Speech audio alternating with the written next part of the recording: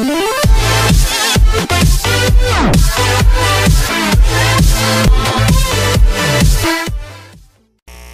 guys, welcome back ulit sa aking YouTube channel. Papakita ko sa inyo yung settings ng aking Samsung A31. Kung paano po gumana yung aking VO LTE. Ayan, so papakita ko sa inyo sa settings. Pagkabukas po natin itong connection. Ayan, punta tayo sa mobile networks. Ito po. Ayan. Ayan, kung mapapansin nyo, meron po tayong VO LTE calls for SIM 1. Nandyan po yung dito. Nasa SIM 1 yung dito po. Ayan. So, meron din siyang VO LTE sa SIM 2. Ngayon, kaya po siya gumana. Nung nilagyan ko po siya ng dito SIM, ay nag-set po ako dito sa access point. So, ito po yung access point. Mapapansin po nyo po dyan ay minilagay po akong IMS tsaka sa dito internet. Yan. Meron siyang IMS, meron din siyang dito internet. So pag bubuksan natin ito, yung EPE niya makikita nyo po dyan. Yan.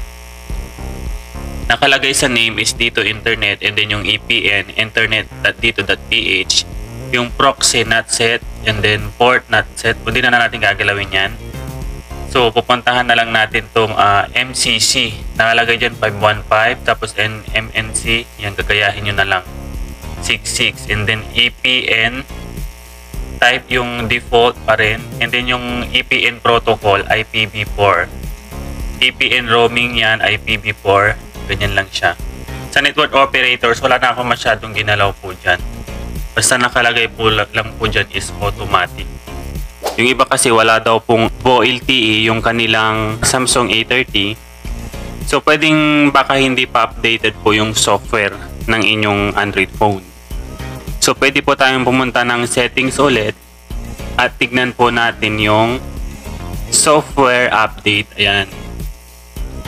Itong software update. Pwede nyo i-click to and i-try nyo lang po siyang i-update. Baka po kailangan pong ma-update yung inyong Android phone para po ma-enable nyo po yung inyong VO LTE. Ngayon, kung hindi man siya gagana, ay may papakita po akong ibang way kung paano ito i-update. Sa una, para ma-update nyo po yung handset nyo, yung software, pupunta lang kayo sa settings, yun nga po, and then i-select nyo po yung software update. Yan. Pagka-click nyo po yun ng software update, may makikita po kayo dyan na download and install. Kung nakita nyo po yun, i-click nyo lang po yun guys. Baka po sakaling yun yung kailangan ng inyong Android phone. Kasi nabasa ko sa mga comment, mga kaparehas kung Samsung A30, wala daw po silang VO LTE. Pero I think kailangan nyo lang po yan na i-update dahil po parehas lang naman tayo ng unit. Ayun, at saka ang Samsung A30, di ba yun sa akin na pag-ana ko naman, supported din niya po yung dito SIM card.